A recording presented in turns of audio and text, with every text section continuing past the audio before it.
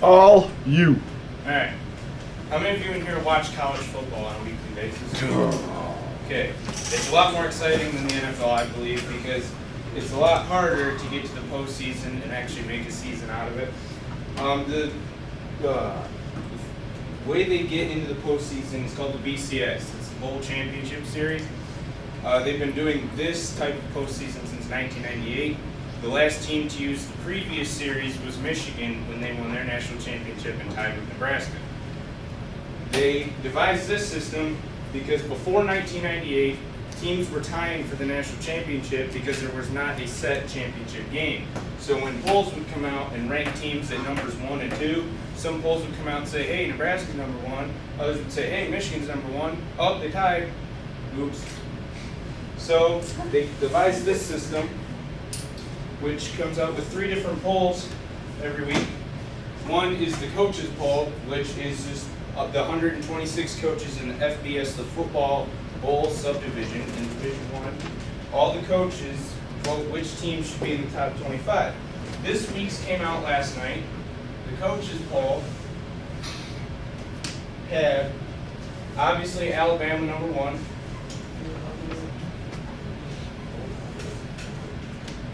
They had Oregon at number 2.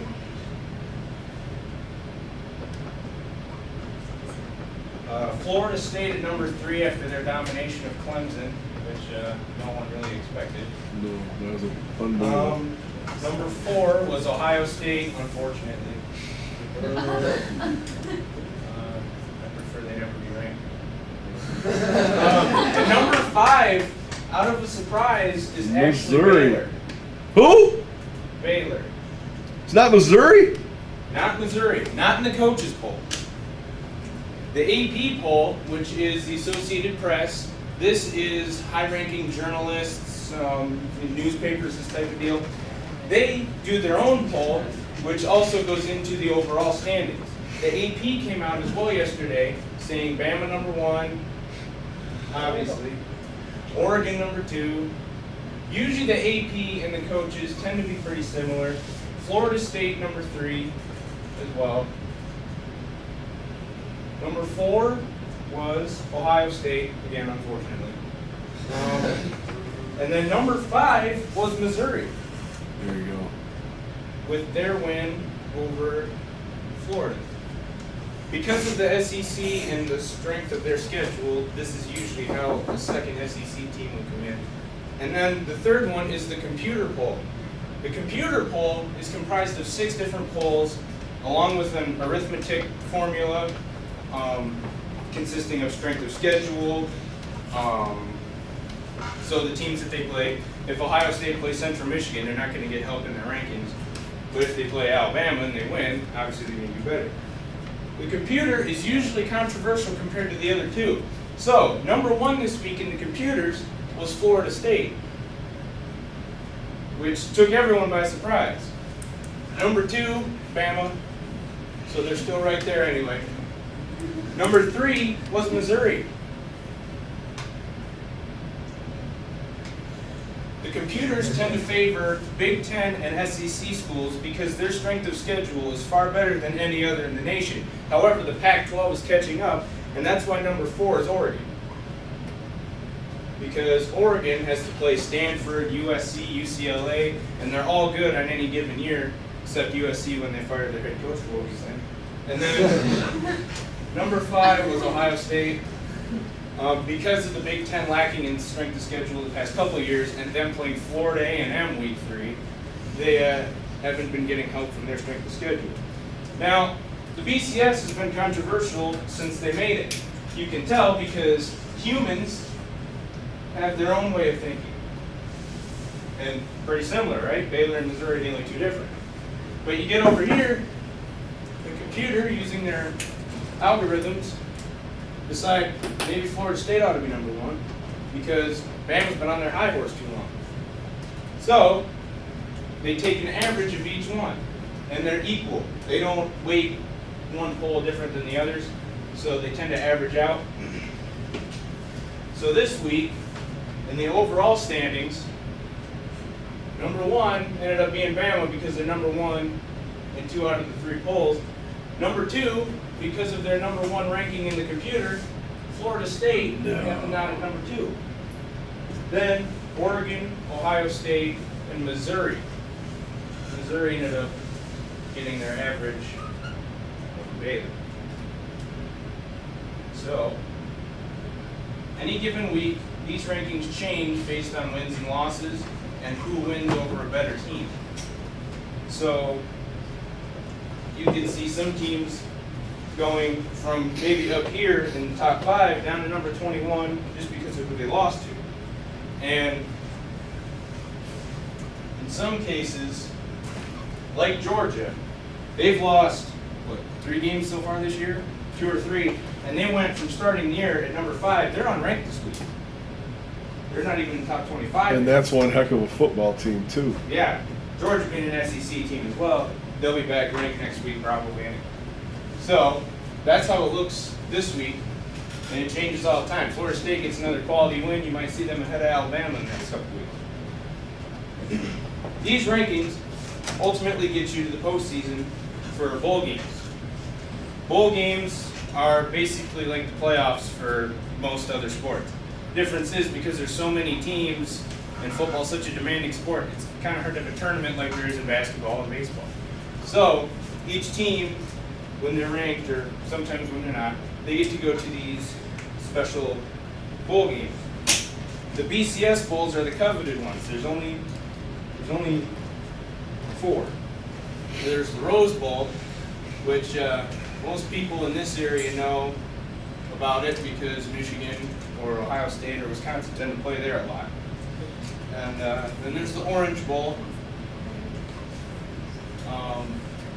Most of the time, that is a pretty high scoring bowl because of the nature of the conference that goes into this bowl.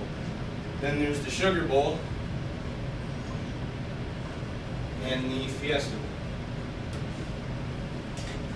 Now, each of these bowls gets the champion of a specific conference. They decided this long before the BCS. The Rose Bowl has always been the Pac-12 champion versus the Big Ten champion. It always has been. This became a pretty controversial issue as well during the 90s because the Rose Bowl was not letting either of the conference champions go to a national championship. Because of this, Michigan, when they played Washington State for their national championship, Washington State wasn't number 2. But the Rose Bowl wouldn't let Michigan go play against Nebraska. So they ended up with a tie, but they would have won that. So after that's the Orange Bowl. That is the ACC versus an at-large. An at-large is considered to be, an at-large is any team ranked in the top 14 and has 9 wins. Now, some teams don't qualify for that because you could be 8 wins and number 14, or you could be number 15 with 9 wins. The at-large usually is another team from one of the big conferences. But sometimes you get some of these little guys like Northern Illinois last year that played Florida State in the Orange Bowl. And those are called BCS busters because, well, they're not supposed to go to a BCS bowl. So, you will see a team, possibly another one from the Big Ten, Pac-12, or the SEC, which goes into the Sugar Bowl, which also goes against an at-large. And then the last one, the Fiesta Bowl, is the Big 12. Now, at-larges tend to be pretty good teams. They'll usually be the second or third team in a conference order from one of these other big conferences. So if Michigan wins the Big Ten championship, they go to the Rose Bowl. But let's say Wisconsin loses the Big Ten championship, they might still play an SEC team in Sugar Bowl. So you still get a good bowl out of it either way. But like I said, you have to be ranked for that. So last year, Nebraska was number 15 going into the Big Ten championship, and then they lost. So they didn't get one of these bowls. And that'll happen. But these conferences that go into these bowls are called automatic qualifying conferences. When you win this championship for their conference, they automatically go to this bowl no matter what. Then you get some of these non-automatic qualifying conferences, like the MAC with Central Michigan, or the Mountain West, which is usually home to Boise State. Those conferences don't get to go there unless their team is doing exceptionally well.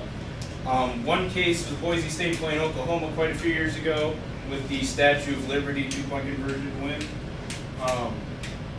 That's one way to get in there. They were really high ranked. A non-AQ team has to be number 12 in order to qualify for one of these. And in most cases, a non-AQ team doesn't get ranked. It was actually kind of a surprise last year that the MAC championship had 2 ranked teams, Kent State and Northern Illinois. So, college football is a lot more difficult to get into the postseason and to actually have a good game to go to. And a lot of people think it's controversial and maybe they ought to change it. So they did. Next year, this entire system goes away. And they change it to a 4-team playoff system. That's even more garbage to think about. Because now they have, I think, 13 people that vote to decide which 4 teams get to go to this playoff. And they're former coaches, former players, athletic directors. I figure they're going to be pretty biased to the teams of their conference that they used to be in. And bias is never a good idea. So I think you'll see even more controversy. People are critics of everything when they look at it one way or another. Some people prefer the new system. I prefer this one just because there's going to be problems with everything. So this is how you get your rankings every week. So when you follow your teams and you see who they play, where they play, you will know where they're ranked next week. Well done. Well done, Bubba. So I'm assuming